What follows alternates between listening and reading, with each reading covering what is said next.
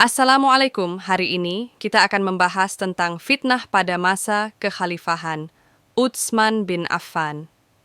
Masa kekhalifahan Utsman bin Affan yang berlangsung dari tahun 23 hingga 35 644 sampai 656 dikenal sebagai periode yang penuh dengan ujian dan tantangan.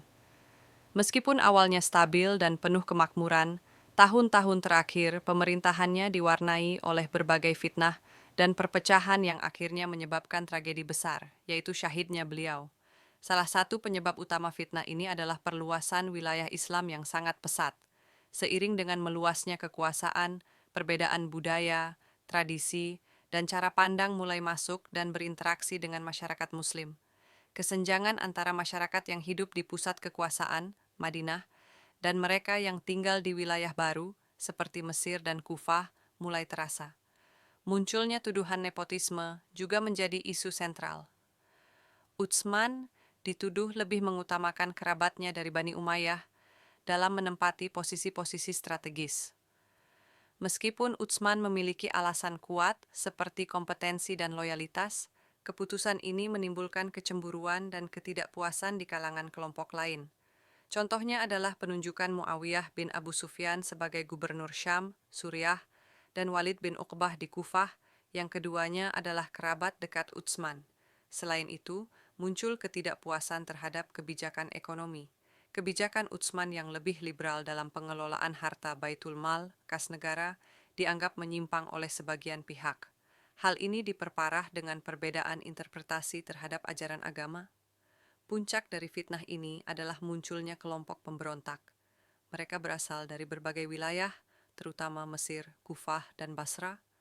Para pemberontak ini menuntut Utsman untuk meletakkan jabatannya dan mengancam akan menggulingkannya jika tuntutan mereka tidak dipenuhi. Mereka menyebarkan berita-berita palsu dan tuduhan-tuduhan yang bertujuan untuk mendiskreditkan Utsman. Upaya-upaya untuk menyelesaikan masalah ini, seperti negosiasi dan pengiriman delegasi, tidak berhasil. Situasi semakin memburuk hingga para pemberontak berhasil mengepung rumah Utsman di Madinah.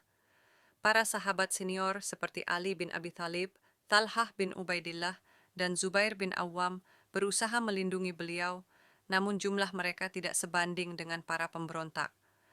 Tragedi itu pun terjadi pada tahun 35 Hijriah. Utsman bin Affan, yang saat itu sedang membaca Al-Quran, dibunuh oleh para pemberontak. Kematian beliau menandai awal dari periode yang sangat bergejolak dalam sejarah Islam, yaitu Perang Jamal dan Perang Siffin, yang melibatkan para sahabat dan menjadi ujian besar bagi umat Muslim. Fitnah pada masa Utsman menjadi pelajaran penting tentang bahaya perpecahan, pentingnya persatuan umat, dan bagaimana perbedaan pandangan yang tidak dikelola dengan baik dapat berujung pada tragedi. Kisah ini juga menunjukkan kesabaran dan keikhlasan Utsman bin Affan yang memilih untuk tidak melawan para pemberontak dengan kekerasan demi menghindari pertumpahan darah sesama Muslim.